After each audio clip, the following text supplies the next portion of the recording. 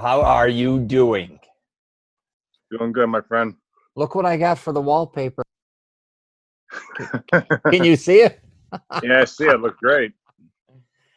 I've been doing these podcasts everywhere, and since we're home with Corona, or doing Zoom calls, I should say, I'm sick of every room. I've even been doing outside, backyard, by the pool. I've gone to gyms. But I said, I got to put this up for you, the wallpaper here, when you obviously became a pro. All righty. What's going on, my man? How you doing? Doing good with the Corona, staying home, but trying to keep busy best I can. Mm-hmm. I'm sure you've seen like my videos on Facebook. I post a couple times a week. Yeah. It's me to keep in touch with, some of my clients who I'm friends with on Facebook so they can do it or whoever wants to. So keep me busy in that aspect. Yeah, I want to go through a bunch of stuff with you, actually, if you wouldn't mind. Yeah, of course. Yeah, I like having all different types of people related to fitness. It could be bodybuilders, powerlifters, someone like yourself, PNBA Pro, somebody who's a triathlete, somebody who runs just marathons, whatever the case may be, because everyone has a different perspective on fitness. And I think people that want to work out, lose weight, gain muscle, whatever the case may be, need to find that. And it can be anything I talk about all the time. It may not be at a gym. It may be rock climbing, hypothetically. It could be running. It could be cycling. It could be crew, or it can be whatever you want it to be regarding fitness, I think, in my opinion. Absolutely. Yeah. So let's kind of, first, I don't know if I kind of remember a lot about you, a lot more than probably you would think, because I first made a film called Sore Losers, and your dad was in that. Yes. He played like a gangster guy. And you were young in your teens. And then your dad was telling me about you wanting to be involved with film or theater. So I had you in my second film, Insanity, actually. I had you play a reporter, correct? Yes, you did. I remember that. And you were, for the most part, I think you liked fitness, but you didn't get to where you're at now, obviously. Or you weren't thinking, I think, at that point in time to where you've gone to, right? Not really. At that time, I had all I did was just work out, and that was it. Nothing had struck me as far as like maybe considering it as a profession down the road. It was just me wanting to stay in shape as best I could at that time, definitely. So, I was at one point thinking about going to the acting field, but then health and fitness really became more and more, became my hobby, but then it became more of my passion and maybe pursuing it as a profession, which I'm currently doing now. Yeah, for sure. And I remember even one time in the basement at my Uncle Mike and Aunt Barb's, because they have a whole full workout center.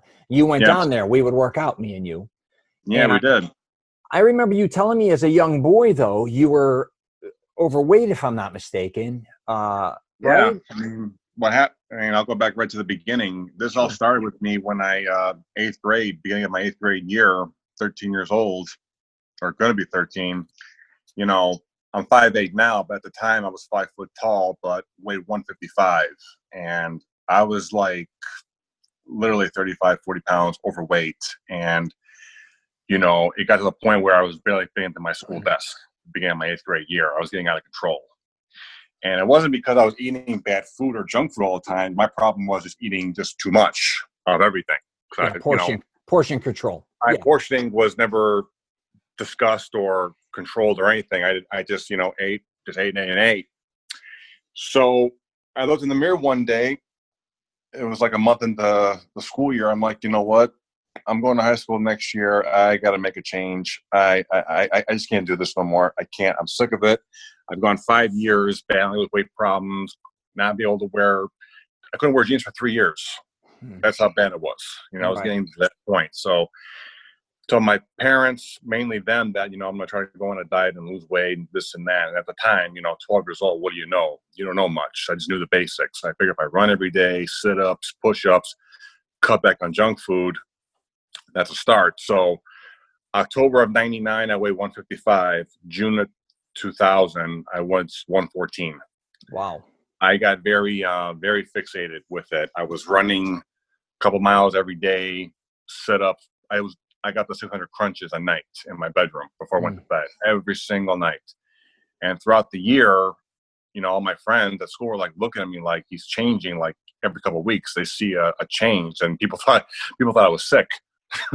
Right. Because I didn't tell no one about it. So, you know, then your family, obviously, we saw them all the time, and everyone was like, "What is going on here?" And then I finally told them what I was doing, and they just couldn't believe the change every time. And no one, by the end of the year, no one recognized me. I barely recognized myself. Yeah, Let's put it that way. you've definitely evolved and changed over the years incredibly. Yeah.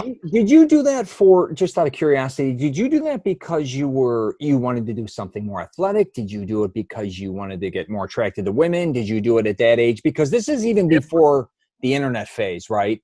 You're talking, we got to say this. So really the only thing me and you used to look at, let's go back, this is the 90s. Yeah, this is late 90s, early 2000s. This was before even social media really existed. Right. What a lot of people do things because they want attention on social media. Back then, this was just something you privately went through. Yeah. You know, like I said, it was just more of a personal thing for myself. I was just truly sick of how I was looking physically. You know, my goals at the time was just to, you know, when you're a kid, you know, you think being skinny is in shape. You know, I just wanted a flat stomach. I wanted to just look, you know, better than what I was, but didn't really know that I can really even do that until actually starting it. And, you know, so my goals were at the time was just to lose all that weight, but, you know, to get attention from, you know, girls played a part of it, you know, being a kid, you know, you think, you know, you want, it was partly attention, but not in the egotistical way, but more of just like, oh, wow, like look at what he's done. And also to improve my athletics, my endurance, my strength. Cause, you know, I couldn't even do a pull-up until at the end of my 8th grade year. I was able to do, you know, 10 pull-ups before I could barely do one. So it was a lot of things like that. But then, you know, it just slowly evolved as time went on. Were you getting bullied at all or anything, Ronnie, back then? Just out of curiosity. Yeah. I mean, yeah, especially in elementary school, you know, kids like to pick on people because of things like that. And with me, it was because of my weight. And, you know, I didn't have the self-esteem or the confidence to really, like, you know, respond back in a good way. So I would just, you know, keep it to myself.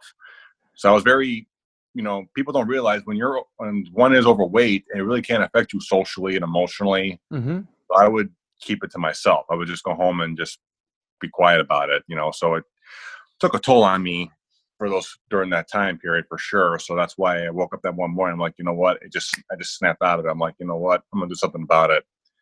I don't care what I got to do. I'm going to succeed one way or another. And, you know, that was like the first step, the first phase of my journey. Right. I think, Ronnie, a lot of us too, growing up in an Italian household, I talk about it, where food is such a important aspect of our lives. And and they look at things as overeating is healthy. I know this sounds crazy, or being overweight is being healthier than thin. Yeah. Like even when I was up to like 240, 250 pounds, my family loved that I ate like an animal and that I was big and heavy. And then, like you said, as you get thinner, they think you're sick. It's kind of, my grandmother, you took the words out of my mouth. My grandmother, you know, when she saw me, you know, losing weight for the first time, she was so worried, thought I was ill. I'm like, no, I'm just trying to get healthier. And like you said, the old-fashioned Italian mentality, especially with the grandparents, they think, you know, the more you eat, you know, you're healthy.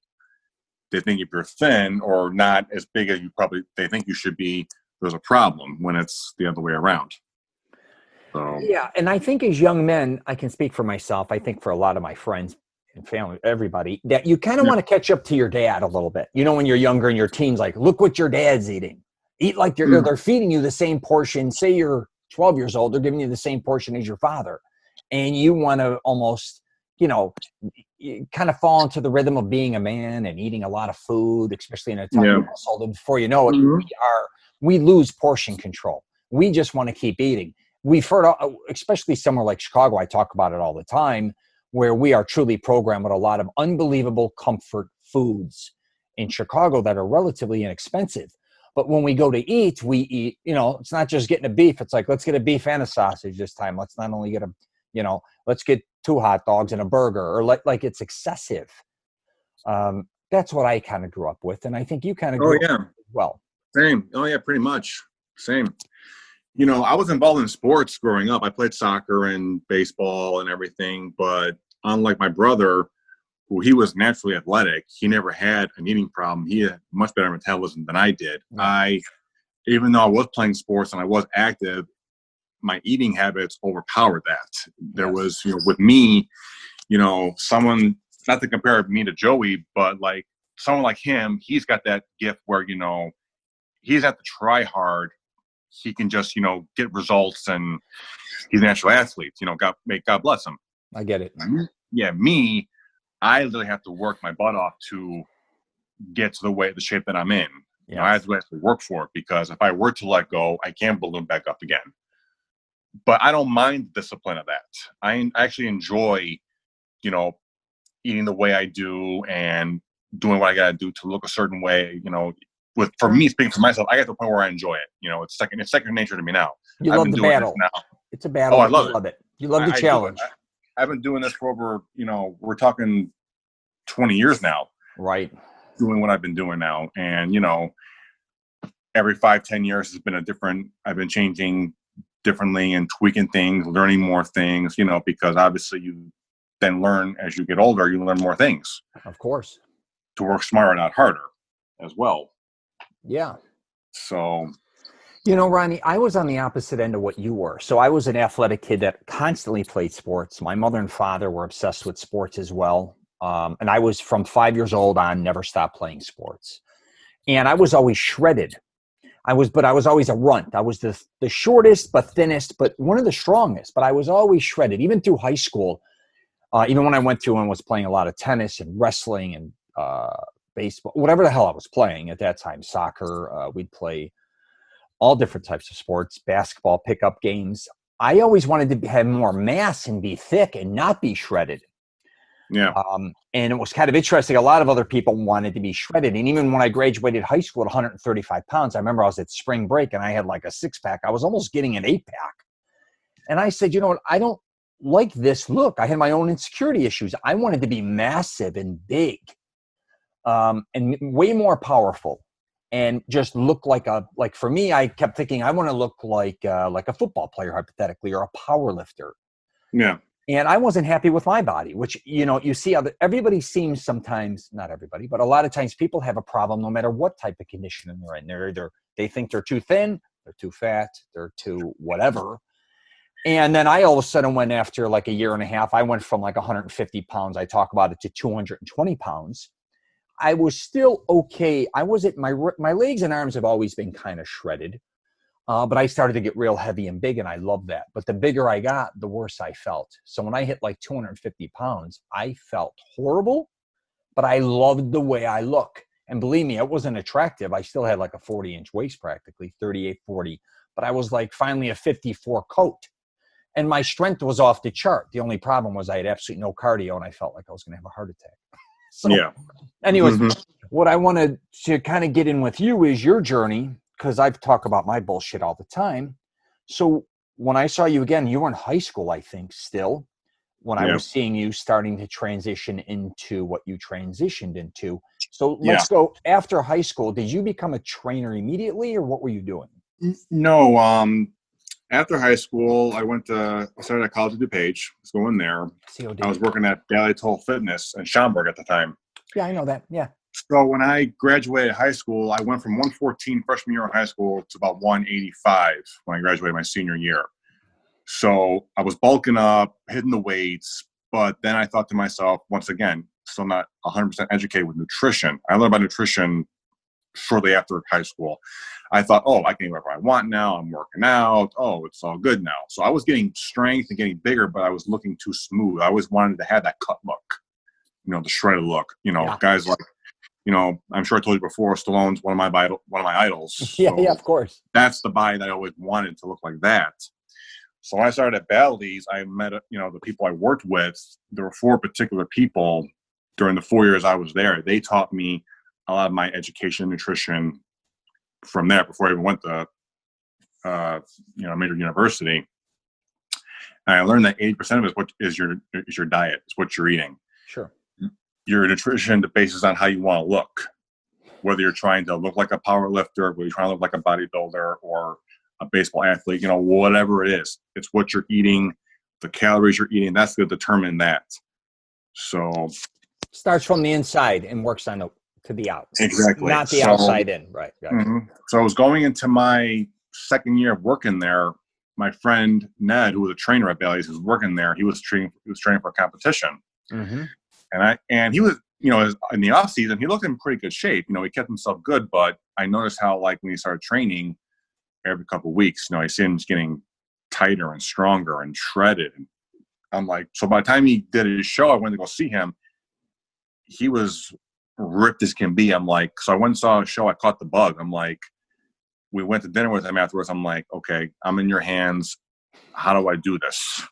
How do I get to look like this? And he got me on a regimen because I wanted to do my first show, or at least get the experience of it. Now, my first show was not intended for me to win or even place. That was just for experience and to get the experience of going through a strict diet, a strict regimen. What do I got to do? What I shouldn't do? Best for me not to do? Things like that. And I started my diet at 185. I got down to 157 at my body fat was like about 5.5. So Ronnie, real quick, this is a natural show because you're all natural. All natural. What type of show, if you want to be, because they may not know, because people a lot of times think of show, they think of the Olympia.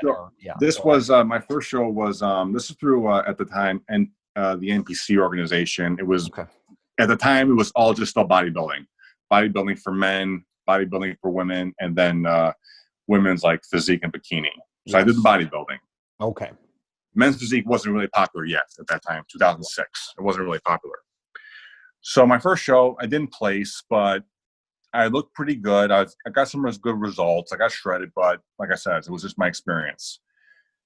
Year later, I maintained myself, trained harder. I took third out of 5 guys the second show that I did. Looked better. My goal was always to look better every time. Whether I place first or not, my goal was always to just look better each time. Sure. In what I did. So with bodybuilding, I did a total of I want to say maybe, let me think here, 6, 7, 9. I did about 6 shows in bodybuilding. Yeah, my best show was 2009. I took second, and that's when I looked my best. Okay. And my last show was 2011, and I took 3 years off. Just needed a break because I was doing one every other, either once a year or every other year. I was getting burnt out. Let me ask you a quick question between there, Ronnie. Why were you doing the shows? Because a lot of people got to realize if they're watching this, I call them, some people like to work out to get a trophy or get a medal, right? Some people like to work out to lose weight, gain muscle. You're obviously working out to stay in great shape. What is why are you doing this? Because you're a smaller guy. It's not like you're going to go win Mr. Olympia or the Arnold Classic, right? And you're doing it all natural. Mm-hmm. Are you doing this now, doing these shows just to prove something to yourself? Or are you doing it for attention? What are you doing it for? No, attention went out the window a long time ago. Okay. When I first started at, 13, 14, it was for that.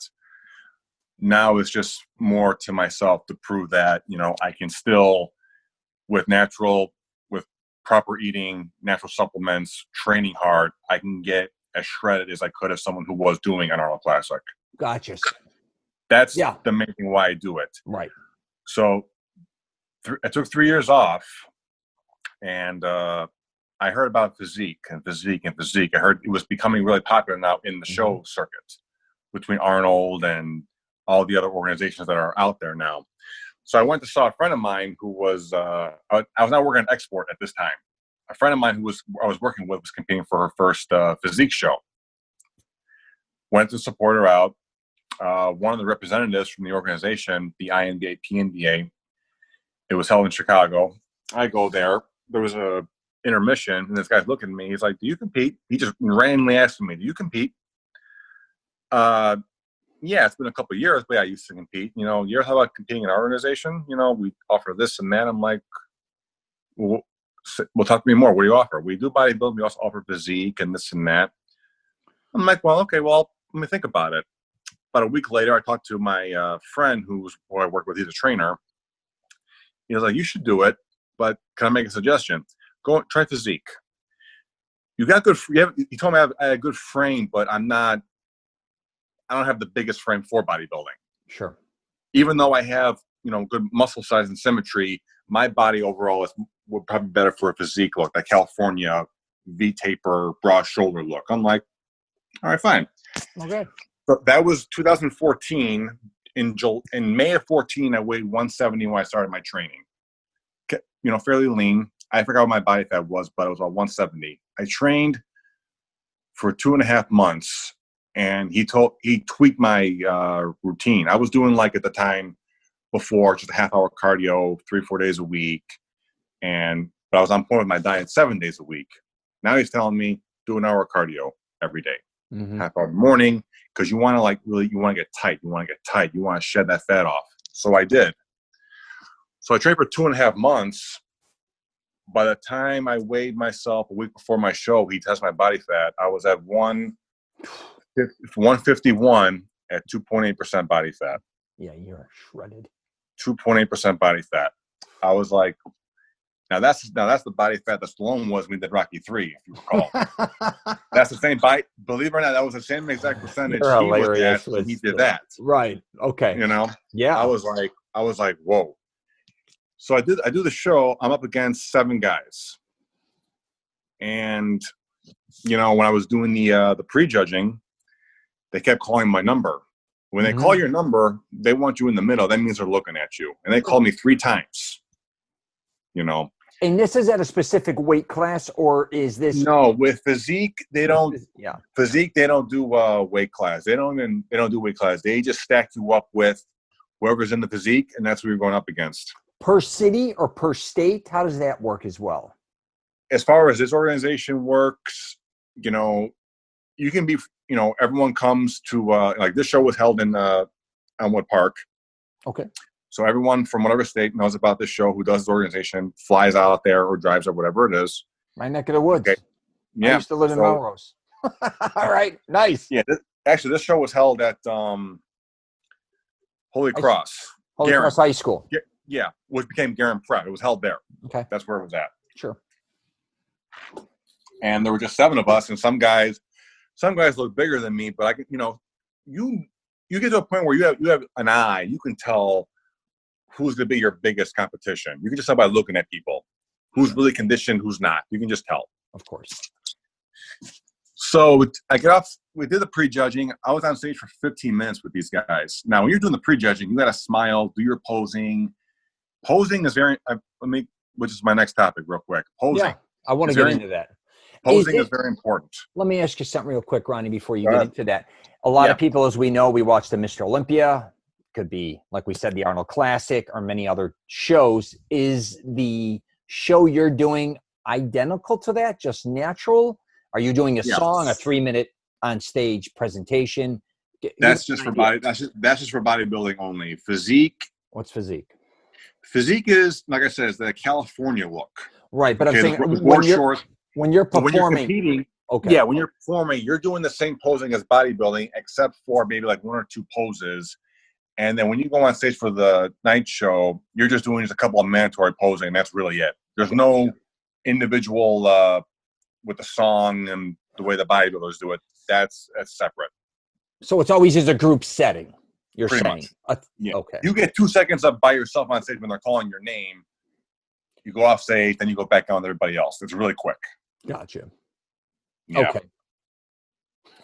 Look at you hydrating up. That's my protein shake. It's my 3rd meal for the day.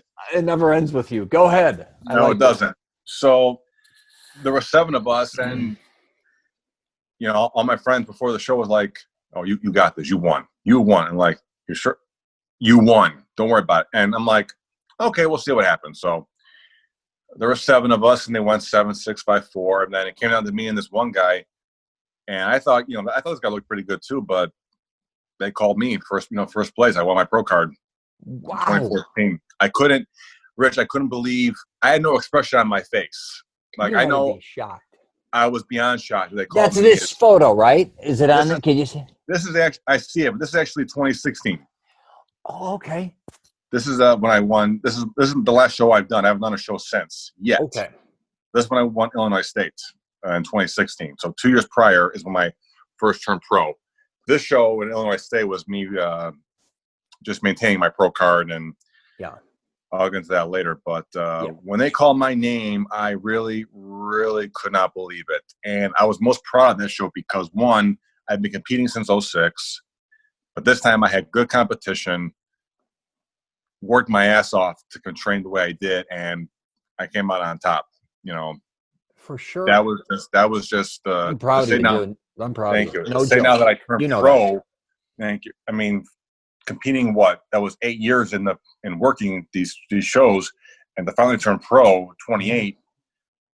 You know, hell, I got emotional when I got off stage. I just couldn't believe it. My dad told me he got up and left the auditorium. He couldn't. He had a breakdown. He had to hold himself in. He couldn't handle it. He had to have a nervous breakdown. I love that guy. Oh, he couldn't. He had to cry all the way home. Oh, he couldn't believe it. Right. And also, it was very important because my mother was there, and she was sick at the time. Yeah. So for her to see me graduate college a few months earlier and to see me turn pro, she's been to all my shows. So for her to see me turn pro in my last show, that was a lot. That meant a lot to me, after the fact, too.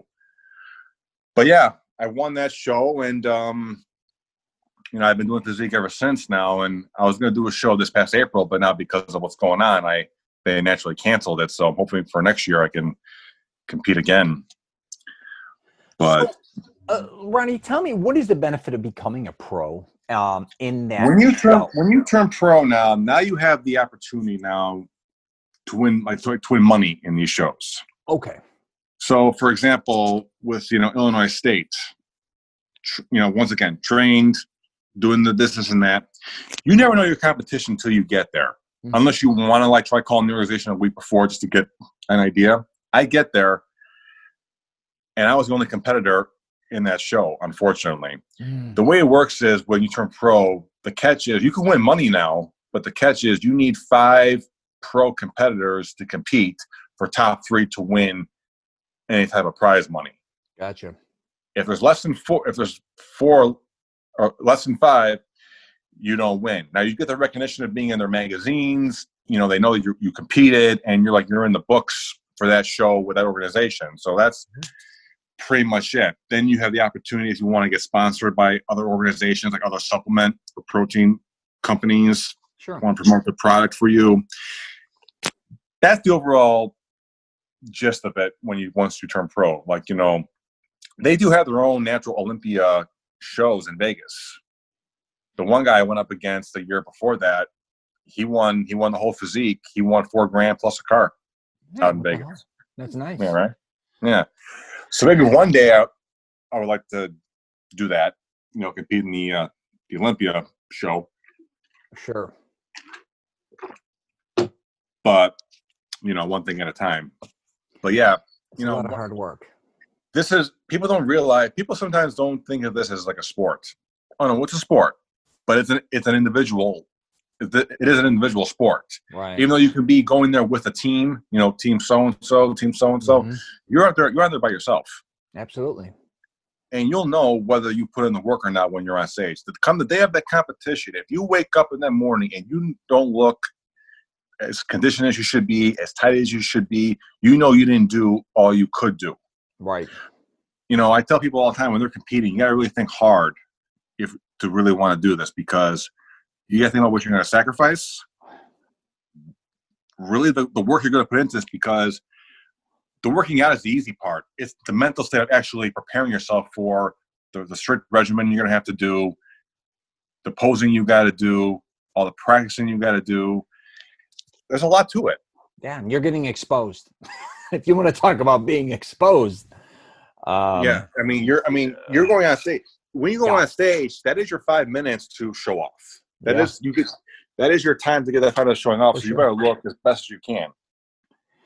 Yeah, So I grew up in the 80s, 90s era of bodybuilding, which I loved very much. I guess you could say the Lee Haney days, Rich Kaspari days, which then kind of became the Dorian Yates days. You know, I loved bodybuilding back then. Here's the thing with me: as I scarred my stomach got scarred as a baby, real bad. I pulled hot water on me, so I'm all scarred. So I knew I never wanted to be a bodybuilder because it looked disfigured. Let's just say, yeah, and I didn't want to diet.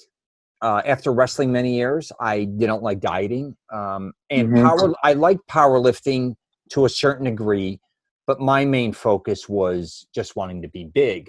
Now, I went to some bodybuilding shows, and for some reason, I didn't gravitate towards enjoying them that much. I just got very bored. But what I did love is magazines and watching videos, say Dorian Yates workout, like in his dungeon, watching Lee Haney's workouts on, let's say, ESPN. And that, I like that. hmm But I didn't like necessarily bodybuilding. I found it quite boring. But I'm a gym rat. I was always in the gym. I loved lifting weights. You would have thought they yeah, would have blended together, but they didn't. A lot of my friends yeah, ended up becoming amateur bodybuilders or pro bodybuilders even. And I hate to say this, a lot of guys I knew in bodybuilding that wanted to make it a living were broke. And I never wanted to be broke, either between their food, all their supplements, obviously steroids. I'm talking the high level guys, yeah, traveling and all that. Only top tier people really made money in that industry. And you were only good as the year you were in it. So if you got injured, you're burned. Like most of these guys were bouncers. I knew some did semi-professional wrestling, like, you know, like WWE or whatever. They did local stuff. But I just found it was quite interesting because everybody thought I wanted to be a bodybuilder. And I said, no, I don't want to be a bodybuilder. I just love lifting heavy weights and being big. It's not even about being ripped. It's not even about being in great shape. I have my own perspective, which is quite yeah, interesting the more I talk hmm about it out loud. yeah, absolutely. Now, you getting your pro card and you being a trainer, has that obviously helped you out tremendously, that exposure? It has in its own right. I've been training now full time since 2018, and I've been training people anywhere from 20 to 40 different people in the last year and a half. I'm actually now at a point where I'm going independent with all my clients. I had things set up before this happened with this guy who owns his own fitness studio, and I was going to go independent, just do my own thing, and just be my own boss. I'm at a point in my life where I want to be my own boss and train my way and do things my way. But it does help. It helps with my job because I show people my before and after pictures, Mm-hmm. and people love it. But sometimes they get the impression, oh, I want them to look like this, and I tell them, listen, I'm showing these pictures for a reason. It's not because I think this is how you need to look. This was my goal. This is the way I looked like before, and this is the after. My point to showing you these pictures is, if you really want to look a certain way, you got to follow certain guidelines. So what I tell my clients is, I want you to follow like my guidelines to the best of your ability. I don't expect you to look like this. I'm not expecting you to compete. That's my goal. Your goal is totally different. Most of who I train just overall want to be just fit and healthy for themselves and for their families, which is fine. I'm not gonna lie. I don't train no one for competitions. I really don't. I train people just to stay fit, healthy, and teach them as many nutrition tips as I possibly can. So they're very relieved when I tell them that, because they think when I show them my before and after pictures from when I'm competing, they think, oh, I gotta look like this. No, you don't. But the formula of eating a certain way, knowing how many calories you should have on a daily basis, and how you should work out, that I do want you to follow, because it will work. It'll take time, but it'll work. So Sure. having Now, I'm just saying, I tell them, being overweight myself growing up, I can relate to what people are going through and the struggles and the frustrations they have. I know how to speak to those individuals. So that alone helps me tremendously.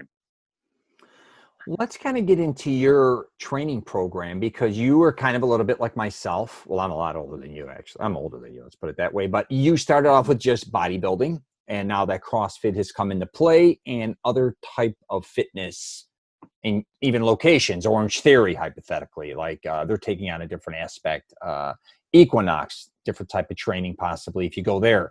LA Fitness, 24-hour fitness. all, cycling's gotten more and more popular. Crew's starting to come out more and more. What are you training people to do now? Is it more bodybuilding or just lose weight, or are you incorporating CrossFit? What are you doing? Bodybuilding, no. I've not met anyone who's been interested in that, and which is okay. I target people who are just trying to stay fit and healthy, whether it's trying to get ripped or just simply lean up and tone. Gotcha. So I'll do a lot of old-fashioned. I'll do a lot of bodybuilding workouts, with weights and machines, but then also incorporate some TRX training, hit circuit training, things like that. Sometimes I'll take my clients outside and we'll do a full body circuit. Pretty much things like that. And with that, I tell them, I recommend them, as far as, eating goes, what they should be eating as well. But as far as my training, it's just, like functional training, resistance, body weight, TRX, and boot camp style workouts. I got you. Are you hosting classes? Is that what you do too? Yeah. I'll do that like on Saturdays in the summertime. I started last year with some of my clients selectively, from like June to October, every Saturday, half hour, we'll meet somewhere for a half hour and just do a full body workout, boot camp, body weights and things like that. How are you eating now? So you haven't done a show in a while. Now we're going through coronavirus, and I know, you're drinking what are you drinking right now? Protein shake. Protein shake. Yeah. So yeah. Do you have an on time and off time? Are you basically on the same type of, I don't want to say diet, but the same type of food regimen? Day to day, month to month? Now you say the word diet. I don't really say diet much anymore. Right. It's gotten to the point where I tell people this is now just my lifestyle. This is second nature to me. Sure. I know a lot of competitors who, they look great for the show. You see them a month later, they're back on 40, 50 pounds. You thought they never competed a day in their life. Me being me, remembering how I was as a kid, I didn't want to go back to looking like that ever in my life. So in my off season, I get back to a certain healthier weight, like 170. I live with 175. I'm 180 right now. I'm trying to shed a little more, but I followed my regimen year round. But I allow myself now cheat meals in the off season. Mm-hmm. Usually I cut off Friday night, all day Saturday as like a freebie. I'll eat whatever I want. I'll have, pizza, pasta, a glass of wine or a beer, whatever it is. Then Monday, I'm right back on it. Because you got to have that release. I don't care who you are, what you do. You can't be pure 365 a year. It's unreasonable. It's not good for you. There is such a thing as being too strict. So I like, during the week I follow my regimen. I eat 5-6 meals a day. 2 of them are shakes. I meal prep twice a week. I'll spend a couple hours each time making my turkey burgers, my chicken breast, my vegetables, fish, things like that. And that's what I'm eating a week. Come Saturday, hey, I'll take a pizza right now, please. Thank you. Right. You have to. And then Monday I'm right back on it. I want to ask you something regarding staying all natural. Because I grew up around a lot of steroids, a lot of drugs in general, especially in the 70s. My father owned a nightclub, so a lot of people were on drugs. You'd see him taking drugs. And then when I started to work out, especially in Florida, I used to do summer school in Florida. So in Chicago, really in the gyms, there weren't many. There was like Bally, YMCA, like fitness centers, but like civic centers, I guess you could say. And there weren't really any hardcore bodybuilders. When I was coming to Florida in the summer, I was coming to Orlando, which was a hub for a lot of drug dealing for steroids, let's just say, for the universities, for the shows, for a lot of different things. And I was around a lot of people that took steroids. I was deathly afraid of needles, and I don't like taking pills. And I think that's the only thing that really made me not take steroids. I wasn't against steroids. I wasn't for them. I was just afraid. I didn't trust what I was buying, let's just say. And I didn't trust the people giving them to me. But I got pretty big and strong, and I always was natural. And a lot of people thought I was on steroids my whole life. In your case, what made you choose to say, I'm going to go clean entirely instead of trying anything? Because I chose the natural way, because I didn't want to really experience what steroids would possibly do to me. I'm not necessarily against steroids, but the problem is most of the time, most people abuse. Yeah, I agree. They abuse the hell out of it. First of all, people abuse supplements in general. Like, first of all, there are natural supplements out there. Your BCAAs, your fat burn, pre-workouts. But when you abuse that stuff, it's going to harm you just as much as if you were taking a steroid. It doesn't matter. Too much of anything is no good anyway. But that being said, I just simply wanted to try everything. I've always been a firm believer you can achieve what you want to achieve the natural way. You can, okay? I never believed that, if you don't take steroids, you won't get shredded. If you don't take steroids, you won't get it. I find it to be BS. It's been proven by others and by myself that if you see that picture behind you or my other pictures, you can get shredded and have good size and strength by being natural, taking good supplements that are good for the body, and just being on point with your eating. Right. That's why I didn't want to. I was offered, listen, at Bally's, I was offered steroids many times. And I'm thinking to myself, I'm looking at you and like, okay, what you're taking is not working for you. I can tell by looking at you. So why am I even going to bother? I felt the same way. I didn't like the way guys looked on juice. A lot of them, not only acne, but this goes back to even they were balding. I ended up bald, but they were balding back then. But their skin, and I didn't like the fluctuation of size.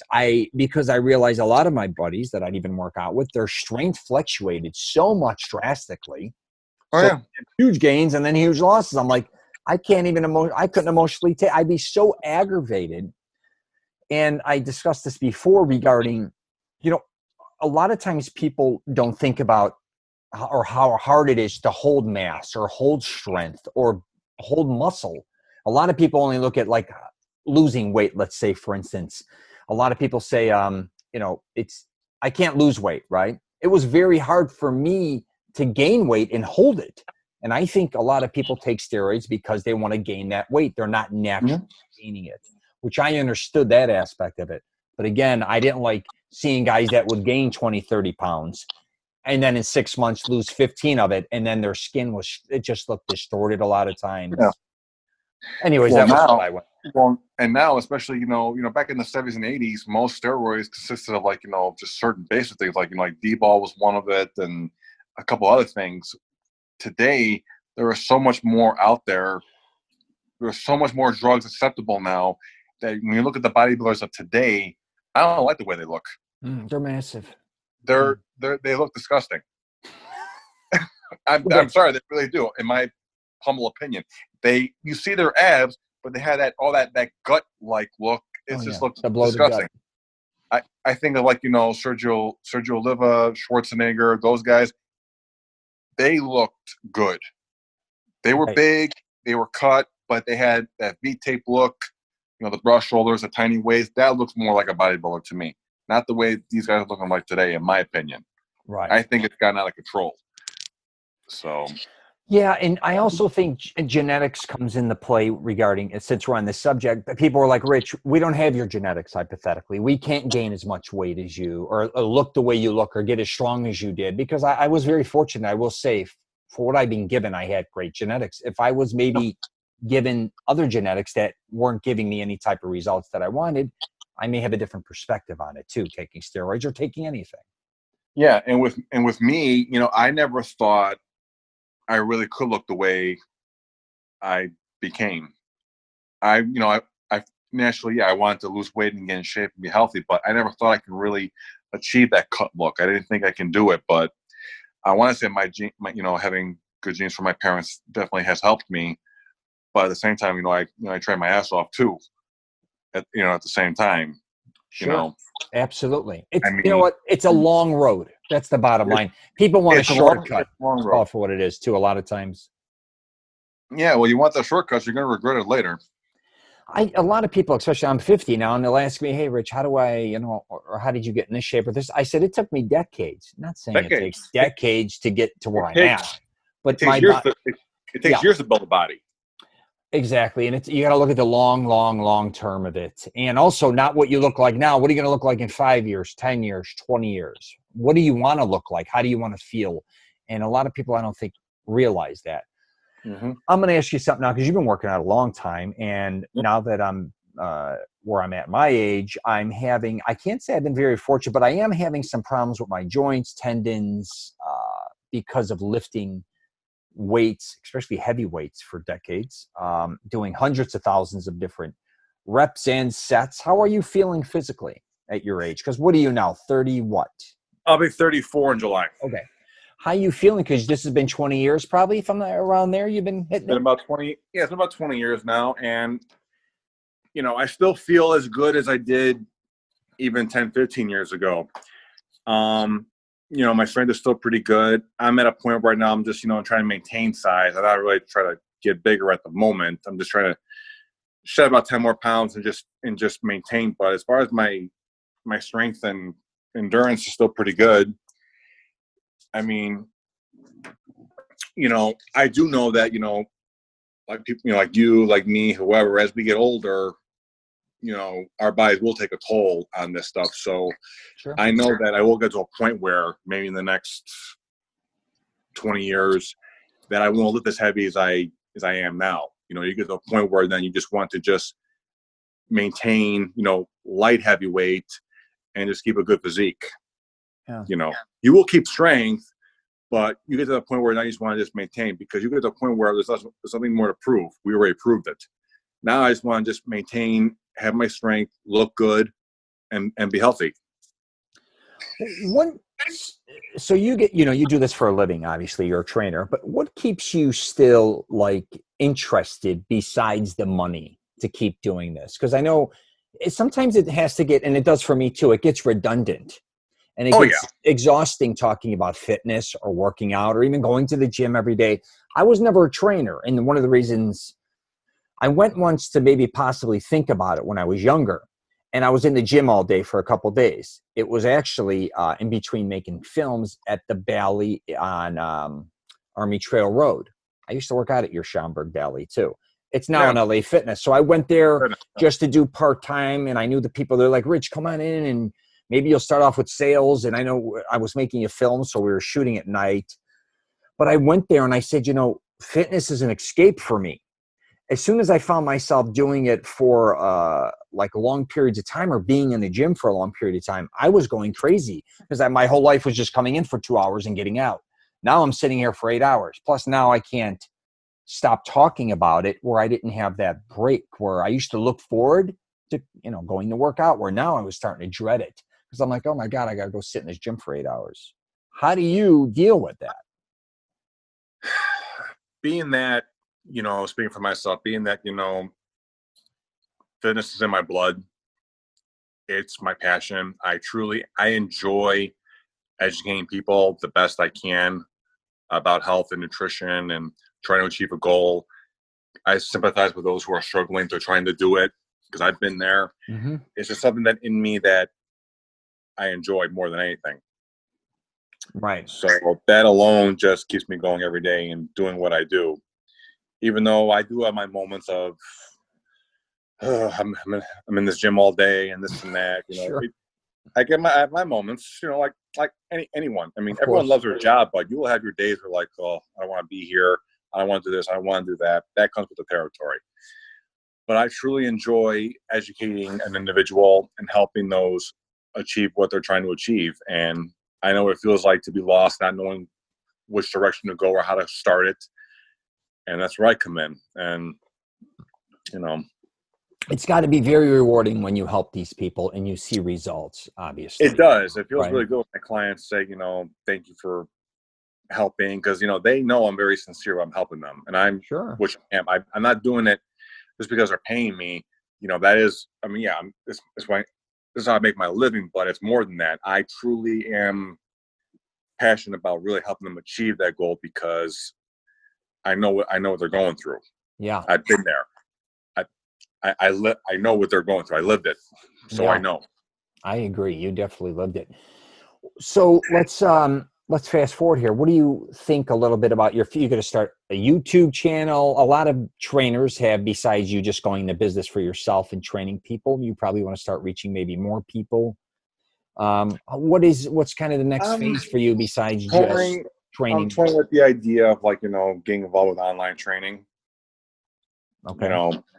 In addition to, working in the gym, I'm trying to look into some more with that, possibly do a YouTube channel as well. So I'm toying with a couple different ideas right now, but that'd be my next phase with going independent is, try and get involved with some online as well for those who don't want to come into a gym because don't want to be around others, and Sure. try to help them online because, a lot of people are like that. They don't want to be around people. They feel uncomfortable, awkward.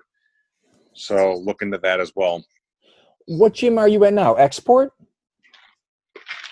No, I left Export a couple of years ago. I was working for this gym in Downers Grove, and I just came across this other fitness studio not far from where I was currently working. So, and that's the one you're going to that you said earlier. Go to now, and I have total control, which I love. I'm at a point where I don't want to like work answering nobody. Sure. I want to just do my thing, train my clients, be my own person, and go home. That's it. What type of gym is that, if you don't mind me asking? Is it more of It's like a fitness studio, independently owned by this guy for over 20 years. He just hires independent people. He brings their clients and use my facility, and we work out a percentage between the two of us and do your thing. Wow, that's great. You going to be doing anything else besides, say, training for shows? Do you do anything else now? Do you do running? You're going to do marathons? You think you'll ever go in another direction? Well, I like to dabble in trying a marathon once in my life. I never done one. I've always liked to run, so I wouldn't mind trying like a 5K down the road. Start off with that, and go from there. But as of right now, I'm still want to just train people, but run things my way. Absolutely. And dabble whatever I can more a bit in the future. Gotcha. You got a website? What do you got? Tell the people where they could find you. Actually, I'm in the process of developing a website, but they can find me on Instagram and Facebook. Ronnie Peccia, PNBA Pro on Facebook, and RVP Fit on Instagram. Yeah, I'll put your information on there as well. And it was great seeing you at the wedding. I was so excited when I saw you. Oh yeah, that was a blast. Yeah, that was good. And my girlfriend Ria's like, he's got that, he's fit.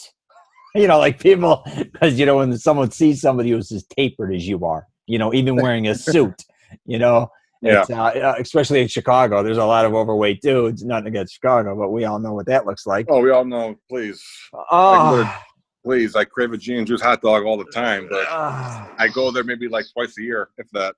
Where you go, Gene and Jude? You said? What did you just say? Yeah, Gene and Jude's. I mean, you love it over there? It's very hard for me not to go there sometimes, but I control myself.